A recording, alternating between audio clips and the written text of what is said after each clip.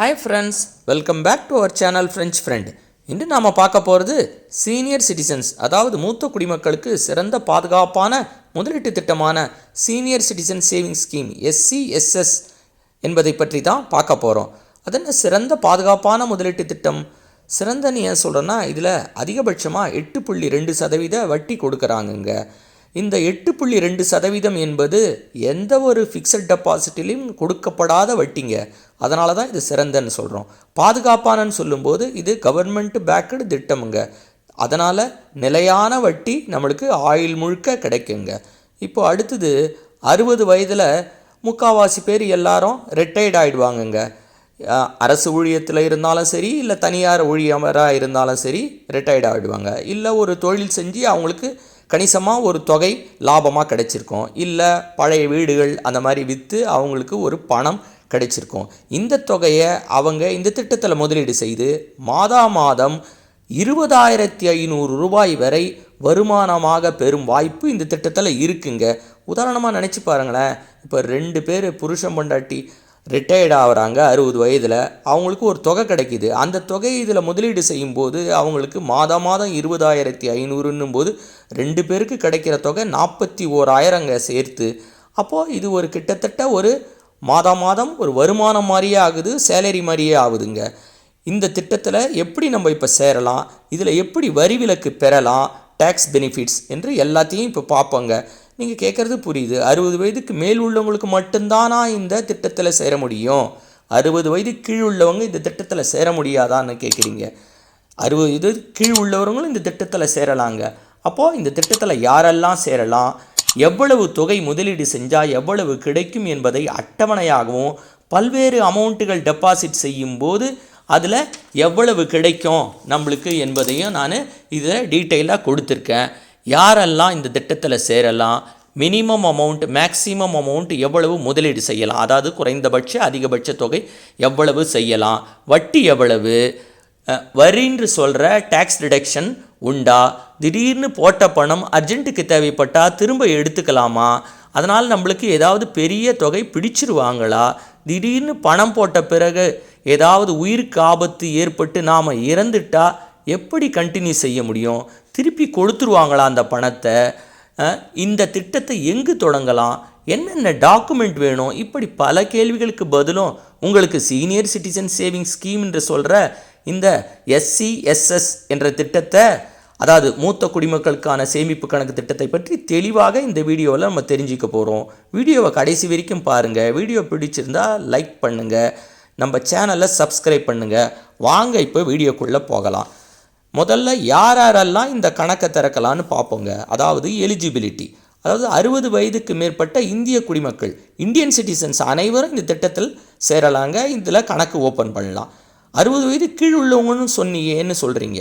அதான் ஆமாங்க, 55லிருந்து 60 வயதிற்குள் கட்டாய ஓய்வு பெற்றவர்கள், அதாவது VRSன்னு சொல்கிற வாலண்டரி ரிட்டையர்மெண்ட் சர்வீஸ் வாங்கினவங்க, அவங்க அரசாங்கத்திலேருந்து ஓய்வு பெற்றாலும் சரி, இல்லை தனியார்லேருந்து ஓய்வு பெற்றாலும் சரி, அவங்க பணி ஓய்வு பெற்ற 1 மாதத்திற்குள் இந்த திட்டத்தில் சேர்ந்துருந்தாங்க. ஏன்னா அவங்களுக்கு வயசு 60 வயசுக்கு கம்மி, 55 வயசுலேருந்து 60 வயதுக்குள்ளே தான் இருக்குது. அதனால தான். அடுத்து 50லேருந்து 60 வயதிற்குள் இருக்கும் பாதுகாப்பு படையில் ஓய்வு பெற்றவர்கள், அதாவது ரிட்டையர்ட் டிஃபென்ஸ் எம்ப்ளாயியும் ரிட்டையர்டான 1 மாதத்திற்குள் இதில் சேர்ந்துடனாங்க. தனிப்பட்ட முறையில், அதாவது இண்டிவிஜுவலாவோ இல்லது வாழ்க்கை துணையுடன், ஹஸ்பண்டாக இருந்தால் ஒய்ஃபுடன், ஒய்ஃபாக இருந்தால் ஹஸ்பண்டுடனும் சேர்ந்து ஜாயிண்ட்டாக கணக்கு ஆரம்பிக்கலாங்க. சரி, இந்த கணக்கை எங்கே ஓப்பன் பண்ணுறது? எல்லாவித போஸ்ட் ஆஃபீஸ்களிலும், அதாவது இந்தியாவில் உள்ள அனைத்து போஸ்ட் ஆஃபீஸ்களிலும் இந்த திட்டத்தை நீங்கள் ஓப்பன் பண்ணலாம். அடுத்ததாக நேஷனலைஸ்ட் பேங்க்லேயும், அதாவது தேசியமயமாக்கப்பட்ட வங்கிகள்லேயும், இல்லை தனியார் வங்கிகள் சில வங்கிகள்லேயும் இந்த திட்டத்தை கொடுக்குறாங்க. அந்த வங்கிகள்லேயும் நீங்கள் இந்த திட்டத்தை ஆரம்பிக்கலாம். நான் உதாரணமாக சில பேங்க்குகளை சொல்கிறேன். அந்த பேங்க்குகளில் கொடுக்குறாங்க இந்த திட்டத்தை. அதாவது State Bank of India, Punjab National Bank, HDFC bank, ICICI bank, Axis bank போன்றவைங்க. நீங்கள் அக்கௌண்ட் வச்சுக்கிற பேங்க்லேயே கூட இந்த திட்டம் இருக்கான்னு விசாரிச்சுட்டு அந்த பேங்க்கில் கூட நீங்கள் இந்த கணக்கை ஓப்பன் பண்ணலாம். சில பேங்க்குகளில் ஆன்லைன் மூலமாகவும் இந்த அக்கௌண்ட்டுகளை நீங்கள் ஓப்பன் பண்ணலாங்க. அந்த பேங்க்குடைய வெப்சைட்டுக்கு போயிட்டு அதில் நீங்கள் இந்த கணக்கு இருக்கான்னு பார்த்துட்டு அதில் நீங்கள் ஜாயின் பண்ணிக்கலாம். உங்கள் கேஒய்சி அதாவது நோ யுவர் கஸ்டமர் எல்லாத்தையும் டாக்குமெண்ட்டையும் நீங்கள் அப்லோடு பண்ணியும் நீங்கள் இந்த திட்டத்தில் சேர்ந்துக்கலாங்க. அடுத்தது முதலீட்டு விவரங்கள்னு பார்த்தீங்கன்னா குறைந்தபட்ச முதலீடாக 1000 ரூபாய் இதில் செலுத்தினங்க. அதிகபட்ச முதலீடுன்னு பார்த்தீங்கன்னா 30 லட்சம் ரூபாய் ஒரு நபருக்குன்னு வச்சுருக்காங்க. இந்த ஒரு நபருக்குன்னு சொல்லும்போது ஒரு நபர் அவருடைய பெயரில் தனியாகவோ அல்லது ஜாயிண்ட்டாகவோ இந்த மாதிரி 30 லட்சத்து மேக்சிமமாக வச்சுக்கணுங்க. அதை தாண்டக்கூடாது. பல எஸ்சிஎஸ்எஸ் கணக்குகள் அதாவது இந்த சேமிப்பு திட்ட கணக்குகளையும் அவர் ஆரம்பிச்சிக்கலாங்க. உதாரணமாக சொல்கிறேன்னா இப்போ ஒரு 5 லட்சம் கிடைச்சிது, 5 லட்சத்தை கொடுத்து அவர் ஓப்பன் பண்ணிடுறாரு. பிறகு ஒரு 10 லட்சம் கிடைக்குது, 10 லட்சத்தையும் அவர் ஓப்பன் பண்ணலாம். அதே மாதிரி மறுபடியும் ஒரு 10 லட்சம்னா இதை மாதிரி அவர் பல கணக்குகளை ஓப்பன் பண்ணிக்கலாம். ஆனால் அந்த தனிப்பட்ட நபரோ ஜாயிண்ட்டாகவோ 30 லட்சத்தை தாண்டக்கூடாது அவருடைய பேரில். அதன் மேற்படியாக இப்போ ஹஸ்பண்ட் அண்ட் ஒய்ஃப் இருந்தாங்கன்னா அவங்க அவங்க பேரில் 30 லட்சமும் போட்டு கணக்கு ஓப்பன் பண்ணிக்கலாங்க. அது மாதிரி தலா 30 லட்சம் போடும்போது அவங்களுக்கு வருமானமே 41,000 ரூபாய் மாதமாக வருமானமாக கிடைக்குங்க. இதுதாங்க இந்த திட்டத்தில் உள்ள சிறப்பு. நீங்கள் செய்கிற முதலீட்டு தொகைக்கு இதில் டேக்ஸ் ஆக்ட் 80C கீழே வரி விலக்கும் உங்களுக்கு கிடைக்குதுங்க. அது ஒரு சிறப்பான திட்டம் இல்லைங்களா? இதில் இப்போ வட்டி விவரம் பார்ப்போங்க. வட்டி விவரம்னு பார்த்தீங்கன்னா தற்போதைய வட்டி விகிதம் 8.2% வருடாந்திரமாக தராங்க. அதாவது 2025-26க்கான வட்டி விவரப்படி இது கொடுக்குறாங்க. வட்டி 3 மாதத்துக்கு ஒரு முறை கொடுக்கப்படுதுங்க. அதாவது 31 மார்ச், 30 ஜூனு, 30 செப்டம்பர், 31 டிசம்பரில் கொடுக்குறாங்க. இந்த திட்டத்தில் நீங்கள் செய்கிற முதலீட்டுக்கு ஏற்கனவே சொன்னபடி 18C கீழே வரி விலக்கு டேக்ஸ் பெனிஃபிட்ஸ் கிடைக்குங்க. அப்புறம் மேற்கொண்டு இதில் உங்களுக்கு வருமானம் வருது இல்லைங்களா, வட்டி வருது. அந்த வட்டி 1 லட்சத்துக்கு மேலே ஆகும்போது அந்த நம்மளுடைய கவர்மெண்ட் ஆக்டின் படி டிடிஎஸ் பிடிப்பாங்க. இந்த டிடிஎஸ் பிடிக்காமல் இருக்கணும்னா நீங்கள் 15G இல்லை 15H ஃபார்ம் கொடுத்து டிடிஎஸ் விலக்கு பெறலாம். ஆனால் நீங்கள் இன்கம் டேக்ஸ் ஸ்லாபு நீங்கள் அந்த நாமுக்குள்ளே இருக்கணுங்க. அடுத்தது நம்ம பார்க்க போகிறது முன்கூட்டியே மூடுதலுங்க, ப்ரீமெச்சூர் க்ளோஸ்யூர்.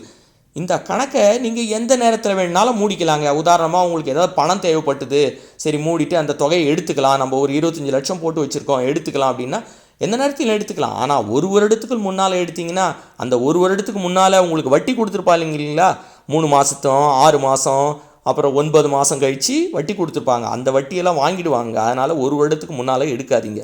அதே மாதிரி 1 வருடத்திலிருந்து கணக்கு ஆரம்பித்த 1 வருடத்துலேருந்து 2 வருடங்களுக்கு முன்பு நீங்கள் மூடினாலும் உங்களுக்கு நீங்கள் போட்ட தொகையிலேருந்து 1.5% கழிச்சிடுவாங்க. உதாரணமாக நீங்கள் ஒரு 10 லட்சம் போட்டிருந்தீங்கன்னு வச்சிங்களேன், நீங்கள் கணக்கு ஆரம்பிச்சுட்டு அதுக்கப்புறம் 1 வருஷம் முடிஞ்சிட்டு 1 வருஷத்துலேருந்து 2 வருஷத்துக்குள்ளே திரும்பி எடுத்துட்டீங்கன்னு சொன்னாக்கா உங்களுக்கு 15,000 ரூபாய் போயிடுங்க உங்களுடைய தொகையில்.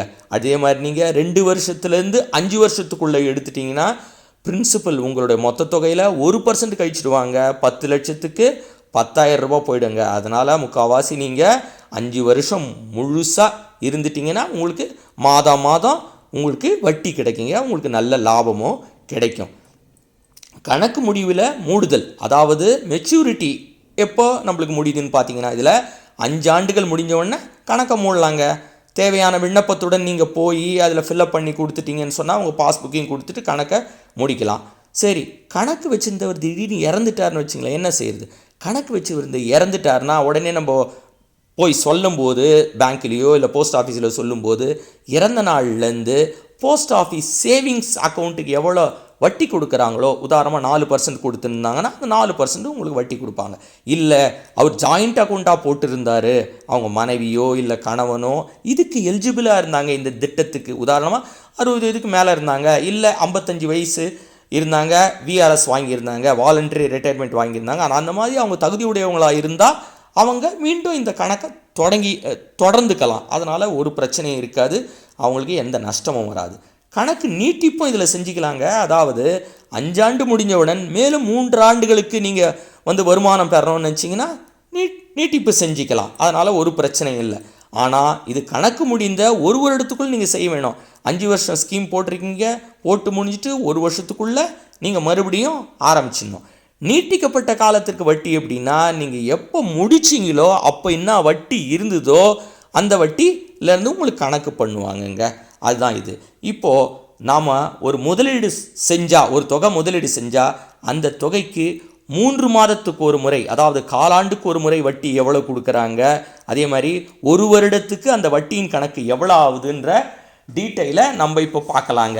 உதாரணத்துக்கு ஒரு 1000 ரூபாய் ஒருத்தர் முதலீடு செய்கிறாருன்னு வச்சிங்களேன், அவருக்கு 3 மாதத்திற்கு ஒரு முறை 20 ரூபாய் 50 காசு கிடைக்குங்க.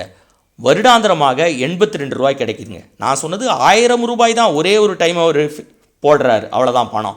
இப்போது நம்ம 50,000க்கு போடுறாருன்னு வச்சிங்களேன், அவருக்கு கிடைக்கிற தொகை 3 மாதத்துக்கு ஒரு முறை 1025 ரூபாங்க. அதே அவருக்கு வருஷத்துக்கு 4100 ரூபாய் கிடைக்குங்க.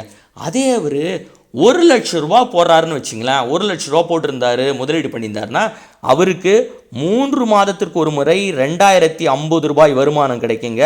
வருஷத்துக்கு அவர் கிடைக்கிற தொகை 8200 ரூபாய்ங்க. அவர் 5 லட்சம் போட்டிருந்தாருன்னா 10,250 ரூபாய் 3 மாதத்திற்கு ஒரு முறை கிடைக்கும். 41,000 வருடத்துக்கு ஒரு முறை கிடைக்கும். அதே ஒரு 10 லட்சம் போட்டிருந்தான்னா 20,500 கிடைக்கும் 3 மாதத்துக்கு ஒரு முறை. வருஷத்துக்கு 82,000 கிடைக்கும். 20 லட்சம் போட்டிருந்தாருன்னா அவருக்கு 41,000 3 மாதத்திற்கு ஒரு முறை கிடைக்கும். வருஷத்துக்கு ஒரு முறை அவருக்கு 1,64,000 ரூபாய் கிடைக்குங்க. கடைசியாக அவர் 30 லட்சம் ரூபாய் மேக்ஸிமம் அமௌண்ட் போட்டிருந்தாருன்னு வச்சுங்க, 3 மாதத்துக்கு ஒரு முறை அவருக்கு 61,500 ரூபாய் கிடைக்கும். இதை தான் சொன்னேன், மாதம் 20,500ன்னு. அப்போ வருஷத்துக்கு அவருக்கு கிடைக்கிறது 2,46,000 ரூபாய் கிடைக்குதுங்க. இதுதாங்க இந்த திட்டத்தினுடைய சிறப்பு. சரி, இந்த திட்டத்தை நாம் எங்கே ஓப்பன் பண்ணணும்னு தெரியும், போஸ்ட் ஆஃபீஸு இல்லைனா பேங்க்ஸு. அடுத்தது இந்த திட்டத்தை ஓப்பன் பண்ண என்னென்ன டாக்குமெண்ட்டு நம்மளுக்கு வேணும் அப்படின்னு சொல்லிட்டு தெரியணும் இல்லைங்களா? ஆமாம், முதல்ல ப்ரூஃப் ஆஃப் ஏஜ்னு சொல்கிற வயது சான்றிதழ் வேணுங்க. அதுக்கு Aadhaar card, passport, voter ID இல்லைன்னா பர்த் சர்டிஃபிகேட் இவற்றில் ஏதாவது ஒன்று கொடுக்கலாம். அடுத்ததாக 55 வயசுலேருந்து 60 வயதுக்குள்ளவர்களாக இருந்தால் அவங்க பென்ஷன் புக்கு இல்லைனா ரிட்டையர்மெண்ட்டு லெட்டர் கொடுக்கணுங்க. அதை கொடுத்தா தான் அவங்க, ஏன்னா இந்த திட்டம் வந்து 60 வயசு கீழே உள்ளவங்களுக்கு கிடையாது இல்லைங்களா, அதனால் அவங்க 60 வயசு கீழே உள்ளவங்களாக இருக்கும்போது அதை அவங்க ஜஸ்டிஃபை பண்ணுறதுக்கு இந்த டாக்குமெண்ட்டை கொடுக்கணும். பென்ஷன் புக்கு இல்லைனா ரிட்டையர்மெண்டல் லெட்டர் கொடுக்கணுங்க. அடுத்தது பார்த்தீங்கன்னா ஐடென்டிட்டி ப்ரூஃபு, அதுக்கு Aadhaar card, voter ID, passport, driving licence ஏதாவது ஒன்று கொடுக்கலாம். அதுக்கு அடுத்தது அட்ரஸ் ப்ரூஃப். அட்ரஸ் ப்ரூஃப்னும் போது உங்களுக்கு எலக்ட்ரிசிட்டி பில்லு இல்லைனா வாட்டர் டேக்ஸ் பில்லு ஏதாவது ஒன்று கொடுக்கலாங்க. அடுத்தது பாஸ்போர்ட் சைஸ் ஃபோட்டோகிராஃப்ஸ் 2 எடுத்து போகணும். பேன் கார்டு சில இடத்துல கேட்பாங்க, அப்படி பேன் கார்டு இல்லாதவங்க ஃபார்ம் 60 இல்லைனா ஃபார்ம் 61 ஃபில்அப் பண்ணி டிக்ளரேஷன் ஃபார்ம் மாதிரி கொடுத்தீங்கன்னா அதை அக்செப்ட் பண்ணிக்குவாங்க.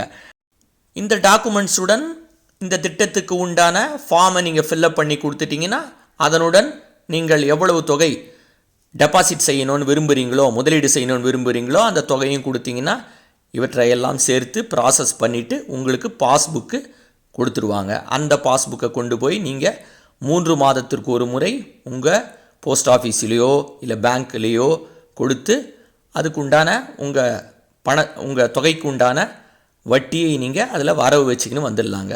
அவ்வளோதாங்க இந்த திட்டத்துக்கு உண்டான முழு குறிப்புகளும். இது அரசு முழுமையாக உறுதி செய்துள்ள ஒரு பாதுகாப்பான திட்டங்க. இந்த திட்டத்தில் நீங்கள் முதலீடு செய்வதன் மூலம் ஒரு நிலையான வருமானத்தை மாதம் பெறலாங்க. இது யாருக்கெல்லாம் உகந்ததுன்னா ரிட்டையர்ட் ஆனவங்களுக்கும் மற்றும் சீனியர் சிட்டிசன் சொல்கிற 60 வயதுக்கு மேற்பட்டவர்களுக்கும் சிறந்த மாத வருமான திட்டங்க. நீண்ட காலத்தில் அவங்களுக்கு எப்போவும் அவங்க லைஃப் லாங் ஒரு நிலையான வருமானம் இது கிடைக்கிற திட்டங்க. இதுங்க. இந்த வீடியோ பிடிச்சிருந்தால் லைக் பண்ணுங்கள், டவுட்ஸ் இருந்தால் கமெண்ட் பண்ணுங்கள், நம்ம சேனலை சப்ஸ்கிரைப் செய்ய மறக்காதீங்க. மீண்டும் ஒரு வீடியோவில் சந்திப்போம். நன்றி, வணக்கம்.